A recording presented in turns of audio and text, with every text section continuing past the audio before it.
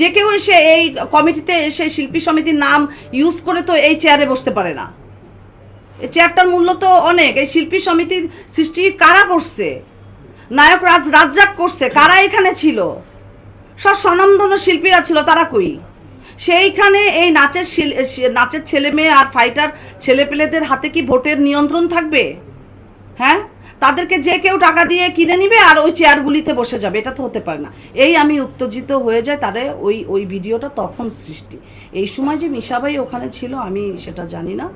আমি পরে মিশাবাই যা হোক ওদিকে আমি চলে গেছি। আমি কিন্তু আমি যে হাতটা সরিয়ে যে আমি তার দিকে বারবার তাকিয়ে কথা বলছি, তখন আমি জানি না আমার এত রাগ ছিল। আমার ডানে মামে কে ছিল আই ডোন্ট নো, আমি জানি না। আমার ফোকাস সে ছিল।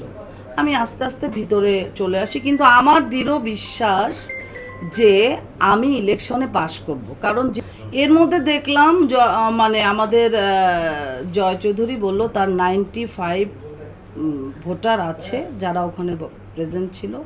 এই 95 জন ভোটার পরে লাস্টে খুব হই হুল্লার করে স্লোগান দিতে দিতে ইলেকশনে ভোট দিতে ভিতরে বুথে গেল। আমাকেও তারা ডাকলো।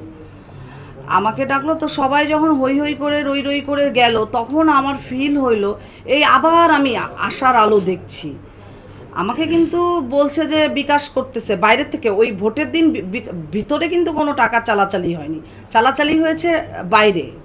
হ্যাঁ, তো আমি আশার আলো দেখছি যে আমি হয়তো বা জিতে যাব।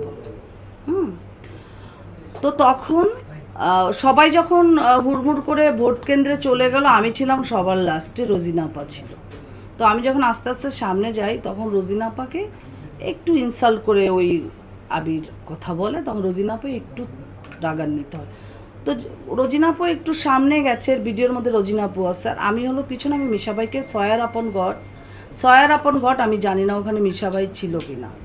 ইন দ্য মেইন টাইম আমি যখন আবিরের বরাবর আসলাম, আমি বললাম কি ইলেকশনই যখন করবেন আপনি 2 ইয়ার্স কোথায় ছিলেন?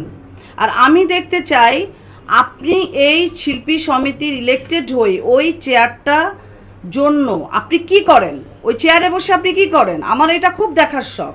আর আপনার যদি ইলেকশন করারই ইচ্ছা ছিল, তাহলে 2 ইয়ার্স আপনি কাজ করেন কেন? 2 ইয়ার্স তো আমরা কাজ করেছি, মাঠ পর্যায়ে আমরা কাজ করতেছি। আপনি এসেই এই টাকা ছিটায়, আপনি এত টাকা কালকের থেকে ছিটাচ্ছেন, আপনি আজকেও ছিটাচ্ছেন, আপনি তো ব্রেন নষ্ট করে দিচ্ছেন। এভাবে তো আপনি টাকা ছিটায় তো